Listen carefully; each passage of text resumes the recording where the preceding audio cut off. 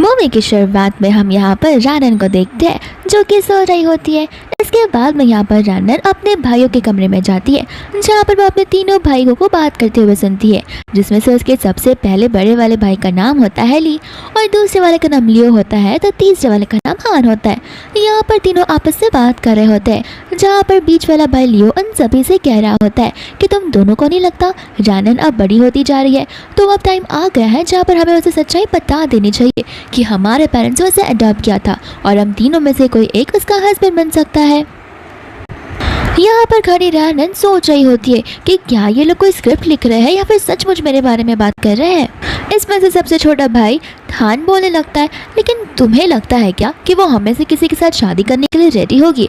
तो फिर सबसे बड़ा भाई ली कहने लगता है कि तो तुम क्या चाहते हो कि हम उसे किसी और के हवाले कर दे जो कि उसका मिसयूज कर दे। हान बोलता है कि ठीक है कोई बात नहीं, लेकिन अगर उसे हम तीनों में से कोई भी पसंद नहीं आया तो हम उसे फ्रीडम दे देंगे, उसे जो पसंद आए वो उसके साथ जा सकती है। और यहाँ पर बाद में वो दोनों हंसने लगते हैं। रानन यहाँ पर ये सारी बातें सुनकर बहुत गुस्सा हो जाती है जहाँ पर वो चिल्ला कर उन तीनों को बुद्धू और पागल बोलने लगती है। लेकिन ये क्या, यहाँ पर तो रानन बस सपना देख रही होती है और इस जरा अपने सपने से उसकी नींद खुल जाती है।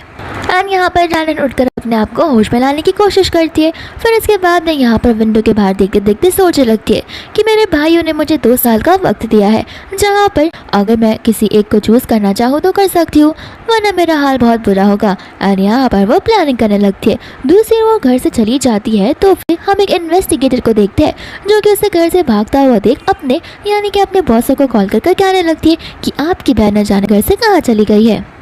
और यहाँ पर सबसे पहला कॉल जाता है सबसे बड़े भाई ली को, जहाँ पर वो असिस्टेंट कहने लगती है कि मुझे तो लग रहा है वो जी के पास वापस जा रही है। यहाँ पर सबसे बड़ा भाई वो एक बहुत बड़ा बिजनेस टाइकून होता है। इसके बाद में दूसरे भाई लियो को भी कॉल चला जाता है एंड दूसरा भाई साइंटिस्ट होता है। एंड इसके बाद में यहाँ पर तीसरा भाई हान को भी कॉल चला जाता है, लेकिन हान का प्रोफेशन कुछ ज़्यादा बड़ा नहीं होता।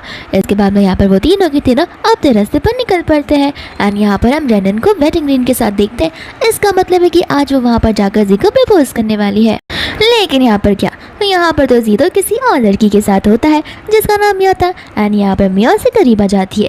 बाद में उसके सामने वो फ्लर्ट करने लगता है और उसे कहती है कि तुम्हें डर नहीं लगता कि मैं जाकर रानन को सब कुछ बता दूंगी कि आखिर तुम मेरे साथ क्या क्या कर रहे हो। तो फिर यहाँ पर जी उसे फ्लर्टिंग वाले लैंग्वेज में कहने लगता है कि हाँ चलो ठीक है, मैं तुम्हें डिटेल से बताता हूँ ताकि तुम जाकर उसे अच्छे से सब कुछ समझा पाओ। एंड यहाँ पर वो उसके साथ मेकआउट करना शुरू कर देता है। इतने में यहाँ पर रानन आ जाती है जो उन दोनों को साथ में देख लेती है। यहाँ पर मिया तो डर जाती है, लेकिन जी तो बेशर्म होता है, उससे कुछ फर्क नहीं पड़ता। और यहाँ पर रानन से कहने लगता है कि देखो अब तुमने सब कुछ देख ही लिया है तो मैं तुम्हें सारी सच्चाई बताना चाहता हूँ। शुरुआत से मैं तुम्हारे पीछे था ही नहीं, मुझे बस फन करना था, इसलिए मैंने तुम्हारा यूज़ किया। और तुम्हारी बेस्टी मिया के साथ में मैं हमेशा फिजिकल हुआ करता था क्योंकि वो मुझे इतनी अट्रैक्टिव लगती ही है। मिया यहाँ पर मन में कहने लगती है कि इसके पास तो सब कुछ है, लेकिन मैं यहाँ पर आज इसका बॉयफ्रेंड इससे छीन कर ही रहूंगी। यहाँ पर रानन को गुस्सा आता है, वो आगे आकर उसे थप्पड़ी मारने वाली थी कि जियो उसका हाथ पकड़ लेता है। जियो से बोलता है कि थोड़ा ठंड तो रखो, देखो अगर तुम अपनी बॉडी मुझे देने के लिए रेडी हो तो फिर मैं यहाँ पर तुम्हारी बेस्टी को छोड़कर तुम्हारे साथ रहने के लिए रेडी हूँ। ये बात सुनकर तो मिया भी शौक हो जाती है। रानन यहाँ पर उसे कहने लगती है कि तुम्हें क्या लगता है तुम वापस ऐसी बहकी बहकी बातें करोगे, मैं तुम्हारी बातों में आ जाऊंगी? बिल्कुल भी नहीं। 2 साल से तुमने मुझसे झूठ बोला है और 2 साल से तुम मेरा फूल बनाते आए हो और मुझे बुद्धू भी।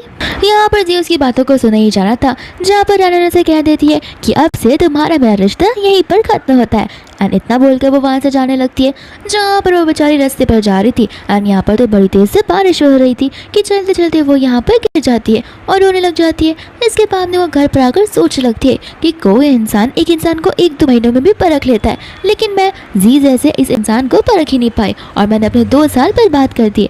और यहाँ पर वो सोच सोच कर रोने लगती है, लेकिन इतनी देर में यहाँ पर से पीछे से लिया जाता है जो कि उसकी आंखों पर पट्टी बांध देता है। लेकिन यहाँ पर रानन डर जाती है क्योंकि उसे पता ही नहीं होता कि इसके पीछे कौन है। एंड यहाँ पर लियो से काम डाउन करता है और कहता है कि चलो मत, मैं हूँ। फिर यहाँ पर वो उसे देखकर अपना मुँह छुपाने लगती है।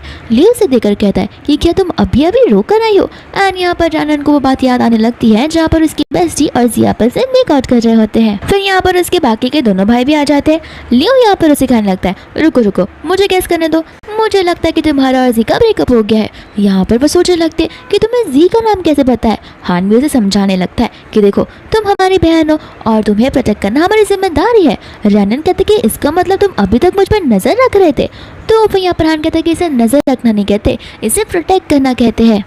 यहाँ पर रनन उनकी बातों को सुन रही होती है। हान उसे कहने लगता है कि देखो, ऐसा मत समझो कि हम तुम्हारा पीछा कर रहे थे और हम तुम पर शक कर रहे थे। तुम बचपन से ही भोली भाली और प्योर इंसान रही हो और तुम्हें पता नहीं है आजकल की दुनिया में कितने खतरनाक और खराब लोग रहा करते हैं। और यहाँ पर लियो भी कहता है कि हाँ, हान एकदम सही बात कह रहा है। अगर तुम्हें कोई प्रोटेक्ट कर सकता है और तुम्हारी केयर कर सकता है तो वो हम तीनों में से कोई एक ही होगा। ऐसे तो हम तीनों तुम्हारी प्रोटेक्ट करेंगे और तुम्हारी केयर भी, लेकिन हम तीनों में से तुम्हारे अपना हस्बैंड किसे चुनना है ये जिम्मेदारी तुम पर है। फिर इसके बाद में यहाँ पर तीनों के तीनों भाई खड़े हो जाते हैं। और यहाँ पर रनन को कहने लगता है कि अब तो तुम्हें समझ आ ही गया होगा क्योंकि तुम इस चीज़ को एकदम परमानेंटली एक्सपीरियंस कर चुकी हो। तो चलो बैग पैक करो और अब हमारे साथ चलो। लेकिन यहाँ पर रनन कहने लगता है कि नहीं, मैं तुम तीनों के साथ बिल्कुल भी नहीं जाने वाली हूँ। और न जाने यहाँ पर वो क्यों कुछ ज़्यादा ही अपसेट हो जाती है